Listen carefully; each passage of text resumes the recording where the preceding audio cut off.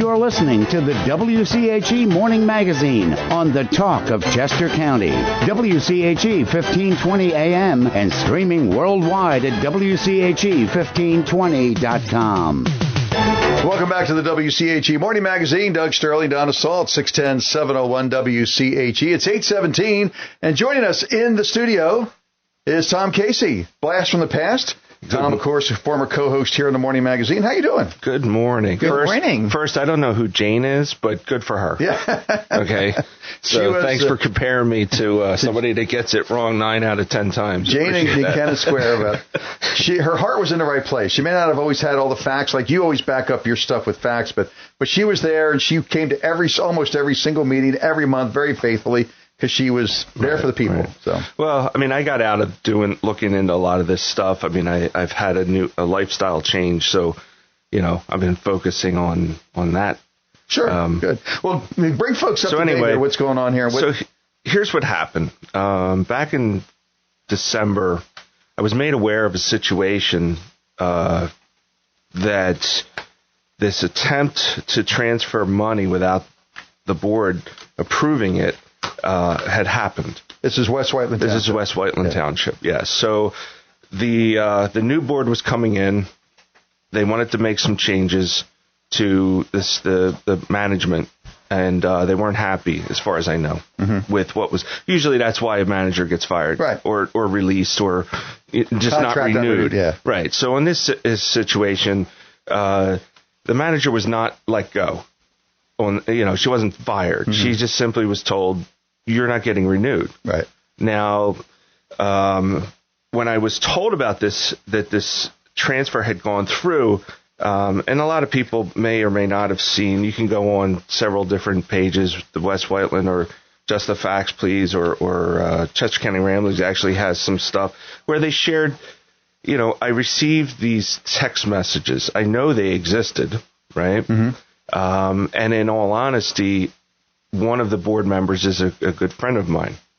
So, we don't talk about things we're not supposed to talk about. That's get that right off. I stop him mid-sentence if I need to, because I'm not going to put anybody in that situation. But this is prior to him being elected. So anything he told me prior, yes, Mr. Dunn, before he was sworn in, is just like you and I having a conversation. Right. Okay. Right. So I knew about this text. On January 3rd, the meeting happened, the reorg meeting, and the one supervisor decided to just have at it because she was unhappy that her friend was being removed. This is Mrs. Santalucia. Well, I was going to say, which supervisor? Teresa Santalucia. Right. Okay. So she was upset. She then decided to go after everyone, calling them out in public, calling them, corrupt and all that kind of stuff. So that's when I said in my head, because the way, I follow government, I follow how these things happen. And I said, nobody would do that if there wasn't something there. So I filed the right to know. And I asked for all documents, emails, text messages, yada, yada, between everybody involved for a very small window of time at the end of December. And what I received was not a whole lot. But what I did get was the text messages. And in there, it's very clear that Teresa said, I've transferred the money, nothing you could do about it. The Daily Local put some of it in, but the rest of it's online, so people can go kind of look that up. And it was clear what she was doing, and it was very clear that the rest of the board or incoming board was not on board with what she was doing and saying. So just to bring people up to speed, because we did do this story earlier this week, the former township manager's contract was not renewed. Mrs. Santalucia authorized a severance package, which she apparently was not authorized to do. On her own. It had to be a majority vote of the board in order to give a severance package. Correct. However, she did not get any one of the other two supervisors to agree with her. She just went out proactively and did it. Hence, here's the situation where it should not have been given to the former manager. Right. And let's just say for the sake of argument that her argument from last Wednesday was accurate, that she, after 4 years sitting up there, was unaware that an expenditure needed to be approved by the entire board. Well, that throws in a whole new slew of questions and what else was she approving without the rest of the board? Like, what else was happening? So that was, in my estimation, a mistake to say out loud, and then to make that as the basis for your claim. So the problem then became, we can say that she simply didn't understand or what have you, right? I mean, not everybody's in government knows government, right? They're not students of the game they're in. Right. So the problem then became, when I asked for this information, I mean, the manager's being removed. Right. You would think there'd be emails and texts from everyone, right? Even the chief of police had an email that went out to his staff telling them that this was going on. But I got nothing from anyone else. So they could have simply just acknowledged that this was a partial mistake and, maybe my bad and moved on. But then the back and forth trying to fight to get this information that I knew existed, that's the problem for them. I knew it existed. I knew it was there. They covered it up. Someone somewhere made this happen. And what I can tell you is that it's not the people, it's not all of the board. It's not all of they wanted me to have this information. They're like, yeah, give it to them. Right. And I wasn't getting it. So then there was this notion in the communications that there was no email, Mr. Casey. It was a phone call. Okay. That was the response the day before the meeting I received. And then the day of the meeting, I received the email itself. So she's saying there's no paper trail until you got the paper. Until I got the actual email. And so again, the crime, as bad as it might be, it's generally the cover-up that gets people in trouble. And it's a conspiracy. That's the truth. And that's the problem here with this. This is taxpayer money, right? You got to handle it right. I don't care if the manager is your friend or not. I don't care if the outgoing whomever is you like them. This is taxpayer money. Right. Even though townships are corporations, that's our money. Now, did the outgoing Ms. Gleason, who was the outgoing manager, did she have in her contract that if it was not renewed, she would get a severance? No. So. Oh, okay. And well, hold on. Let me just correct that. I don't know if she had a contract or not. Okay. Like a separation agreement or something. Because again, those are questions and, for board and executive session type stuff. So I don't know that. But if that existed, wouldn't they have produced it by now to offset? Well, it's a personnel issue. So there are certain things they covered. Should say, listen, the money was transferred. She might not have gotten the approval of the board, but it's in it's in Ms. Gleason's contract. We have to transfer this money. Right. That would be the best defense. Well, that could in some be. respects, it would be. But they haven't produced it yet. So whether she had a contract or not, I don't know. But what I do know is that a year or so ago, they passed an ordinance that would guarantee a 60-day in advance notice that a manager is being removed. Right. Well, that's in direct conflict with the second-class township code. So what that means, Doug, you've been there, you can't create a law that supersedes the higher laws. Correct, yeah. So that ordinance is null and void. But it was an attempt to guarantee a 60-day notice and all that. So that's all gone. And you can't do that if the election is in November. It doesn't give you 60 days before your reorganization meeting occurs. And the second class code allows for it just a non-renewal. Yeah. So there is no there. And I don't know from the manager's standpoint her position. All I know is what I read in the paper. Yeah. Okay. I don't know anything about that. And I'm not saying that she had anything to do with this. But I do know that Teresa had something to do with this, and I do know that I didn't receive what I asked for several weeks, and then I had to file a separate right to know request, asking specifically for all emails between Teresa and the finance director for that day. and they gave me what I just handed to you, which is a bunch of text messages that Teresa decided, this is from 2018, this is from 2019, it's talking about nothing. So basically you think they're either withholding or they've laundered all the information that they've sent you. Somebody's doing something, and again, something ain't right with this picture. Something ain't right here, right. And you get that little scratch in the back of your brain where you're just like, this is wrong. Not adding up. Something, So then on top of all of this, and this is what makes it worse. Again, the cover-up. The cover-up always makes it worse. Just be honest from the beginning. Everybody can make a mistake to think, I thought I could just say that. Yeah. Teresa then turns around and starts going after residents. She's filing right-to-knows, looking for my personal communications with other board members and the new solicitor, who is the Kilkenny law firm. Okay. And so she's looking into other township residents. Ginny Kerslick is another person. Mm-hmm. And then on top of all that, she's then slandering these people behind closed doors to other people. This woman right now, in my estimation, and I am not an attorney, but in my estimation, at bare minimum, she's facing 7 charges. Well, she has several civil suits because she's gone after by using her official township stance. Mm-hmm. She has now implicated West Whiteland Township in civil rights violations because we all have the right to question our government without fear of reprisal. That's in the First Amendment. And not only that, but it's also in the state constitution where it's very specific that we have a right to privacy. Mm-hmm. So she's using her .org email to try to get information about me and township residents, which is a direct violation of civil rights. Then she's got issues with regards to looking and going after private citizens and defamation. And then she's doing it with other board members. And then on top of all of this, and this is where it gets interesting, the text messages are clear. The board really only wanted to go 60 days. They were trying to kind of honor, a tradition of severance, but they kind of only wanted to do 60. And that's clear from the text, mm-hmm. right? Well, she got 90.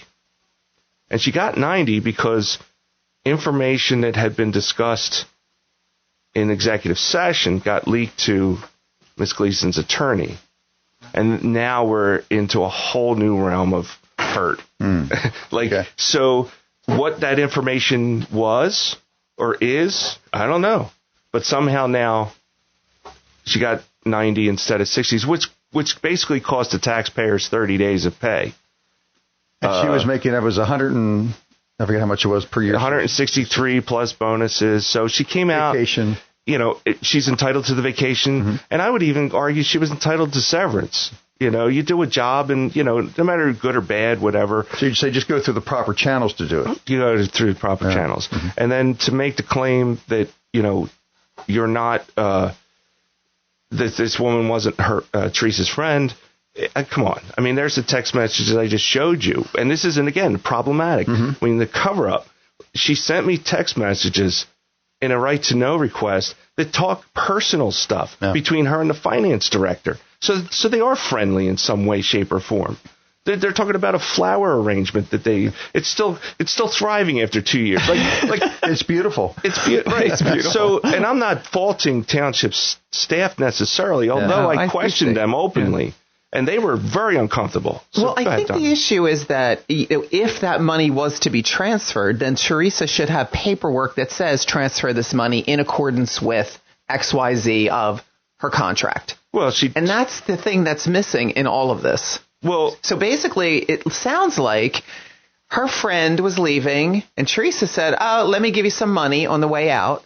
And that's what she did without the board's approval. That's basically where we are, right? Well, and again, this is something for, if this moves forward in any way, shape, or form, this is for an investigator to find out. This isn't for me to find out. Sure. Communications that I asked for in this right to know would have absolutely covered them. There is no personal protection that we have because as far as legal goes, until January 3rd, Ms. Gleason was still an employee of the township. Mm-hmm. She was still an official of the township. Yeah. Okay? And a manager is different than a secretary. And the manager is an official of the township. So anything I was asking for should have been given to me. So if those conversations happen, I never saw them. So I don't know if they exist or not. But I asked for them. And then on top of all of this, we have this communication. And this is where I got confused again last week. I said, if I asked for an email that didn't exist and then I got it, and they claimed that it was a phone call, but yet it wasn't. Yeah, exactly. But then at the meeting, they were still sticking to the fact that it was a phone call. Wow. Not in writing. Yeah. So it's like there's bells and whistles going off everywhere. Oh, yeah. This is looking very bad. The taxpayers of West Whiteland should really be upset about this, because for 4 years, this woman sat there and didn't know the rules. Didn't know the rules. Yeah. What else did she approve? What else was going on? Like, those are the kind of questions that come up. So does that impact? You also sent a spreadsheet here about some annual trips to Las Vegas, and that's not mine. Oh, that's not yours? Okay. No, that's not mine. That's probably. Donna sent me this, so I didn't. That's for. You sent me that. I think that's West Goshen. Oh, yeah. That's Margie Swartz. Oh, okay. Okay. The other Jane. Oh, okay. Sorry about that. So I don't know. I didn't ask for that type of information. Okay. I didn't care about that. Again, that's for the new board to worry about. They have their work cut out for them. But the problem is this attack on residents. Yeah. This. So what's your next move? I was going to just ask that, Doug. I could sue West Whiteland Township and go after the appeals process, which costs them money.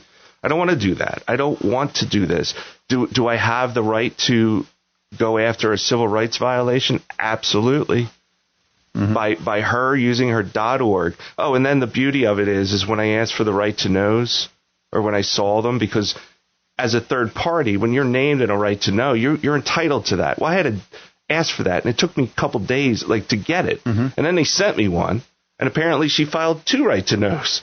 One of them they redacted her email address from. The other one they didn't. So I know it's from her .org. Like these are the kind of mistakes that are happening, and I'm just saying, I don't know if anyone else other than Teresa might be involved here, because it's clear to me that she was, because the email says, please pay me, and then the text telling the other 2 board members, hey, nothing you do about it now. Right. Tough, it's done. So that's where the real gall comes in. Do you know what I mean? That's where the gall comes in. It does. And I'm just urging any of the people that know anything about this, you work for the township. You're an employee of government paid with taxpayer money. Do the right thing. Do the right thing. I mean, that's it. Yeah. That's Stop trying to cover up for your friends. It's just, it's not a good thing here. Mm-hmm. It's not a good look. You have a new board coming in. They want to do some good things. They decided that a change in management would be the way of happening, which is their right. Mm-hmm. Yep. Under the law to do. And for this to be happening, and it's a continuing thing. I mean, it's almost every other day there's something coming from all this.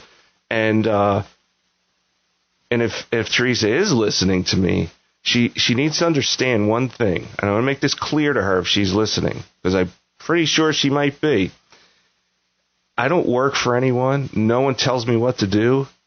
No one has paid me, as you've accused others of doing. That's what she accused Ginny Kerslick of paying off a board member to do her bidding. I mean, that's defamation, period. I don't care who you are. That is bad. I do this because I want to. I do this because it needs to be done. And I'm okay with it. Well, if Mrs. Santalucia would like to call in or come by and give us her side of the story, she's welcome to do that. Tom, it's good to see you, though, and looks like you're and thank you, good Tom. Health Listen, I think people need to be watchdogs. They need to stand up. They need to speak out. I always have admired your ability to take the bullets and speak out anyway. Well, thank you. And I do this simply because it needs to be done. Yeah. I feel like, taxpayers are important. So it's but the money that they're giving up to the township to run it properly. I didn't look to do this. I tripped over this. It was walking through the room and I tripped over and I felt like I need to clean that mess up, you know? And what I saw on January 3rd at that reorg meeting told me everything I needed to know. Nobody defends himself as vehemently as she did if she's not trying to protect something that she knows she did wrong. Yeah. So it's looking bad. I'll say it is looking bad. Keep us updated. All right, I appreciate it. Studio looks good. Yeah. Thank you. It looks like somebody may have vacuumed, so that's good.